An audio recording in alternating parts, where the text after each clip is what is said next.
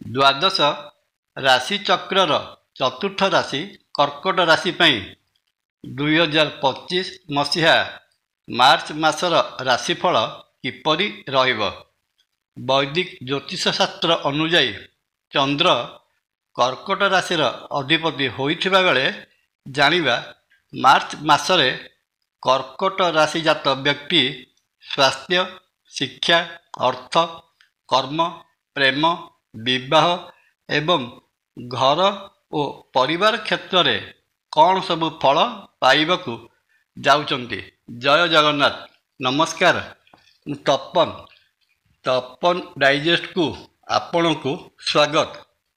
କର୍କଟ ରାଶି ଜାତ ବ୍ୟକ୍ତିଙ୍କ ପାଇଁ ମାର୍ଚ୍ଚ ମାସଟି ଆର୍ଥିକ ଦୃଷ୍ଟିକୋଣରୁ ବେଶ୍ ଲାଭପ୍ରଦ ରହିବ। ବିଭିନ୍ନ ସୂତ୍ରରୁ ଅର୍ଥର ଆଗମନ ହେବ। କର୍କଟ ରାଶିର ଏକାଦଶ ବା ଲାଭ ଭାବରେ ଅବସ୍ଥାନ କରିଥିବା ଭାଗ୍ୟସ୍ଥାନର ଅଧିପତି ବୃହସ୍ପତି ମହାଗ୍ରହ କର୍କଟ ରାଶିଜାତ ବ୍ୟକ୍ତିଙ୍କ ଭାଗ୍ୟରେ ପ୍ରବଳ ଧନଲାଭ ହେବାକୁ ଥିବାର ସୂଚନା ପ୍ରଦାନ କରୁଛନ୍ତି। ମାର୍ଚ୍ଚ ମାସର ପ୍ରଥମାର୍ଦ୍ଧରେ ଦ୍ୱିତୀୟ ଧନସ୍ଥାନର ଅଧିପତି ସୂର୍ଯ୍ୟ ଅଷ୍ଟମ ସ୍ଥାନରେ ରହି ନିଜ ଘର ସିଂହ ରାଶିକୁ ଦୃଷ୍ଟି ପ୍ରଦାନ କରୁଥିବାରୁ ବାଣିଜ୍ୟ ବେପାର ବା ସରକାରୀ ସ୍ତରରୁ ବେଶ୍ ମୋଟା ଅଙ୍କର ଧନପ୍ରାପ୍ତିର ସୂଚନା ଦେଉଛନ୍ତି। କେବଳ ଆର୍ଥିକ କାରବାରର ପ୍ରମୁଖ ଗ୍ରହ ବୁଧ ଭାଗ୍ୟ ଭାବରେ ନୀଚ ହୋଇ ରହିବା ବିଭିନ୍ନ ଆର୍ଥିକ ସଂସ୍ଥାରେ କରିଥିବା ପୁଞ୍ଜି ଲଗାଣରୁ ଆଶାନୁରୂପ ଆୟ ନ ହୋଇପାରେ। ସପ୍ତମ ବ୍ୟବସାୟ ସ୍ଥାନକୁ ବୃହସ୍ପତି ମହାଗ୍ରହଙ୍କ ଦୃଷ୍ଟି ବାଣିଜ୍ୟ ବେପାରରୁ ପ୍ରଚୁର ମୁନାଫା ବା ଆୟ ଦେବାକୁ ସମର୍ଥ ହେବେ। ନୂତନ ବାଣିଜ୍ୟିକ କାରବାର କରିବା ପାଇଁ ମନ ବଳାଇ ପାରନ୍ତି, କିନ୍ତୁ ନୀଚ ଭାବରେ ରହିଥିବା ବୁଧ ମହାଗ୍ରହଙ୍କ ଯୋଗୁଁ ଏ ମାସରେ କୌଣସି ଫାଇନାନ୍ସିଆଲ ସଂସ୍ଥା ଯଥା ବ୍ୟାଙ୍କ, ଇନ୍ସୁରାନ୍ସ, ସେୟାର ମାର୍କେଟ ଭଳି କ୍ଷେତ୍ରରେ ଅର୍ଥ ନିବେଶ କରିବା ଦେଖିଚାହିଁ କରିବା ଉଚିତ ହେବ। ମାର୍ଚ୍ଚ ମାସରେ କର୍କଟ ରାଶିଜାତ ବ୍ୟକ୍ତିଙ୍କ କର୍ମକ୍ଷେତ୍ର କଥା ବିଚାର କଲାବେଳେ ଜଣାଯାଏ, ଏହି ମାସରେ କର୍ମସ୍ଥାନର ଅଧିପତି ମଙ୍ଗଳ ଦ୍ୱାଦଶ ଭାବରେ ଅବସ୍ଥାନ କରିବା କର୍ମକ୍ଷେତ୍ରରେ ବହୁତ ସମୟରେ ଧାଁ ଧପଡ଼ ଲାଗି ରହିବ। ବେପାର ବାଣିଜ୍ୟ କରୁଥିଲେ କର୍ମସ୍ଥଳୀଠାରୁ ବାଣିଜ୍ୟ ଉଦ୍ଦେଶ୍ୟରେ ଦୂରସ୍ଥାନ ଯାତ୍ରା କରିବାକୁ ପଡ଼ିପାରେ। କିନ୍ତୁ ଯେଉଁ ବ୍ୟକ୍ତିମାନେ ଘରଠୁ ଦୂରରେ ବା ବିଦେଶରେ ରହି ବେପାର କରୁଛନ୍ତି ସେମାନଙ୍କ ପାଇଁ ସମୟଟି ଭଲରେ କଟିବ।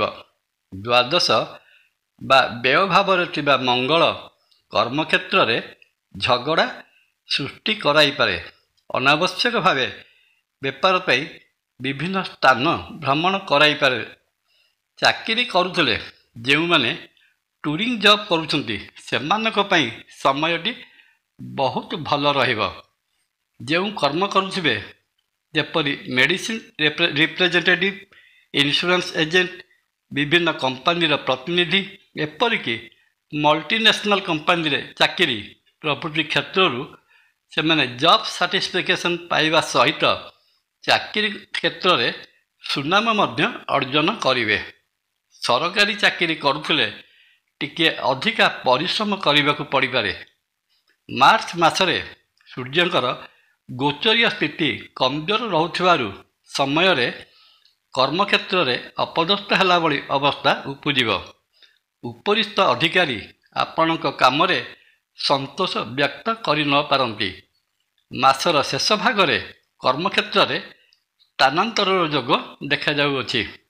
ମାର୍ଚ୍ଚ ମାସରେ କର୍କଟ ରାଶିର ପ୍ରେମ ସମ୍ପର୍କ ବିଷୟ ଆଲୋଚନା କଲେ ଜଣାଯାଏ ଯେ ପଞ୍ଚମ ସ୍ଥାନ ଅଧିପତି ମଙ୍ଗଳ ବ୍ୟୟ ଭାବରେ ଅବସ୍ଥାନ କରିବା ପ୍ରେମ ସମ୍ପର୍କକୁ କମଜୋର କରିବ। ବୋଧହୁଏ ଯେଝା କାମରେ ଯିଏ ବ୍ୟସ୍ତ ରହି ଉଭୟ ପ୍ରେମୀ ଯୁଗଳ ପରସ୍ପରଠାରୁ କିଛି ମାତ୍ରାରେ ଦୂରେଇ ଯିବେ। କିନ୍ତୁ ପଞ୍ଚମ ଭାବ ଉପରେ ବୃହସ୍ପତି ମହାଗ୍ରହଙ୍କର ଅମୃତ ଦୃଷ୍ଟି ସମ୍ପର୍କ ଭାଙ୍ଗିବାକୁ ବା ବ୍ରେକଅପ୍ ହେବାକୁ ଦେବ ନାହିଁ। ପ୍ରେମ ଭାବର କାରକ ଗ୍ରହ ଶୁକ୍ର ଭାଗ୍ୟ ଭାବରେ ଉଚ୍ଚ ସ୍ଥାନରେ ରହିବା ପାରସ୍ପରିକ ମନର କୋମଳ ଭାବନାକୁ ସଜ୍ଜୀବିତ କରି ରଖିଥିବ। ଏକାଠି ଦେଖା ହୋଇ ନ ପାରିଲେ ବି ମନ ମଧ୍ୟରେ କୋମଳ ଭାବନା ସର୍ବଦା ଅଙ୍କୁରିତ ହୋଇ ରହିବ। ଭବିଷ୍ୟତ ପାଇଁ ଉଭୟ ଯୋଜନା ପ୍ରସ୍ତୁତ କରିପାରନ୍ତି। ଅବିବାହିତ ରହିଥିବା ପୁଅ ଓ ଝିଅମାନଙ୍କ ପାଇଁ ମାର୍ଚ୍ଚ ମାସରେ ବିଭିନ୍ନ ସୂତ୍ରରୁ ବିବାହ ପ୍ରସ୍ତାବମାନ ଆସିବ। ଚଳିତ 2025 ମସିହାରେ ଶୁଭ ବିବାହ କାର୍ଯ୍ୟ ସମ୍ପନ୍ନ ହେବାର ବହୁତ ସମ୍ଭାବନା ରହିଅଛି। ପାରିବାରିକ ଦୃଷ୍ଟିକୋଣରୁ ମାର୍ଚ୍ଚ ମାସଟି ସାମାନ୍ୟ କମଜୋର ସ୍ଥିତିରେ ରହିବ। ଦ୍ୱିତୀୟ, ପରିବାର ସ୍ଥାନ ଅଧିପତି ସୂର୍ଯ୍ୟ ଅଷ୍ଟମ କୁମ୍ଭ ରାଶିରେ ସଂଯୁକ୍ତ ହୋଇ ରହିବା ପରିବାର ମଧ୍ୟରେ ମତ ପାର୍ଥକ୍ୟ ସୃଷ୍ଟି କରିପାରେ।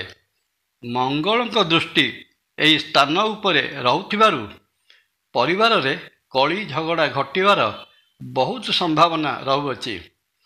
ତୃତୀୟ, ଭ୍ରାତୃଭାବର ଅଧିପତି ବୁଧ ନବମ ସ୍ଥାନରେ ନୀଚ ହୋଇ ରହିବା ଭ୍ରାତୃ ବିବାଦର ସୂତ୍ରପାତ କରିପାରେ।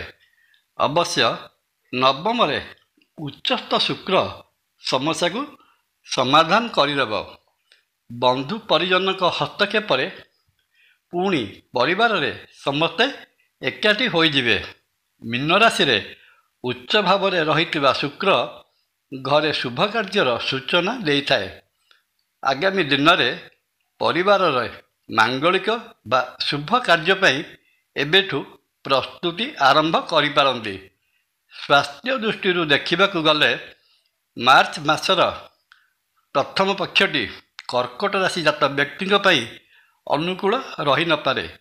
ମାସର ପ୍ରଥମାର୍ଦ୍ଧରେ ଅଷ୍ଟମ ସ୍ଥାନରେ ଶନି ଓ ସୂର୍ଯ୍ୟ ଏକତ୍ର ରହିବା ଥଣ୍ଡା, କାଶ, ସର୍ଦ୍ଦିଜନିତ ମୌସୁମୀ ରୋଗକୁ ଦର୍ଶାଉଥିବା ବେଳେ ଚକ୍ଷୁପୀଡ଼ା, ହୃଦୟ ବିକାର ଓ ହାଡ଼ ବା ଅର୍ଥୋପେଡ଼ିକ୍ ସମ୍ବନ୍ଧୀୟ ରୋଗ ଦେଖାଯିବାର ସମ୍ଭାବନା ରହୁଅଛି। ମାସର ଦ୍ୱିତୀୟାର୍ଦ୍ଧରେ ସୂର୍ଯ୍ୟ ମୀନ ରାଶିରେ ପ୍ରବେଶ କଲେ ଏସବୁ ରୋଗ ଦେଖାଦେଇଥିଲେ ଏହାର ଉପଶମ ଘଟିବା ସହିତ ଅନ୍ୟ ଏକ ରୋଗ ମଧୁମେହ ରୋଗର ଭୟ ମନକୁ ଆଚ୍ଛନ୍ନ କରିପାରେ। ଏହି ସମୟରେ ସୂର୍ଯ୍ୟ ରାହୁଯୁକ୍ତ ରହୁଥିବାରୁ ଏବଂ ରାହୁ ମହାଦଶା ଭୋଗ କରୁଥିବା ବ୍ୟକ୍ତି ଜଳ ଭୟ ପ୍ରତି ସାବଧାନ ରହିବା ଉଚିତ ହେବ। ପୋଖରୀ, ନଈ ବା ସମୁଦ୍ରରେ ସ୍ନାନ କରିବେ ନାହିଁ। ଦ୍ୱାଦଶ, ମଙ୍ଗଳ ଯାତ୍ରା ସମୟରେ ଦୁର୍ଘଟଣା ଘଟାଇବାର ସମ୍ଭାବନା, ତେଣୁ ସେ ଦିଗ ପ୍ରତି ମଧ୍ୟ ସତର୍କ ରହିବେ। ଏ ତ ଗଲା ମୋଟାମୋଟି ଭାବରେ 2025 ମସିହା ମାର୍ଚ୍ଚ ମାସ ପାଇଁ କର୍କଟ ରାଶିର ମାସିକ ରାଶିଫଳ। ମାସଟିରେ ରହିଥିବା ଅଶୁଭତ୍ୱକୁ ଦୂର କରି ଶୁଭ ଫଳ ପାଇବା ନିମନ୍ତେ କର୍କଟ ରାଶି ଜାତ ବ୍ୟକ୍ତି ଦେବଦେବ ମହାଦେବଙ୍କର ପୂଜାର୍ଚ୍ଚନା କରନ୍ତୁ। ଶିବଙ୍କ ମଥାରେ ଗଙ୍ଗାଜଳ ଓ ବେଲପତ୍ର ଲାଗି କରନ୍ତୁ। ଶିବ ଦର୍ଶନରେ ସମସ୍ତ ଦୋଷ ଦୂର ହୋଇ ମାସଟିର ସମ୍ପୂର୍ଣ୍ଣ ଶୁଭଫଳ ପାଇପାରିବେ। ଜୟ ଜଗନ୍ନାଥ। ଭିଡ଼ିଓ ଭଲ ଲାଗିଲେ ଲାଇକ୍, କମେଣ୍ଟ, ସବସ୍କ୍ରାଇବ୍ ଓ ସେୟାର କରିବା ପାଇଁ ଅନୁରୋଧ। ନମସ୍କାର। ତପନ।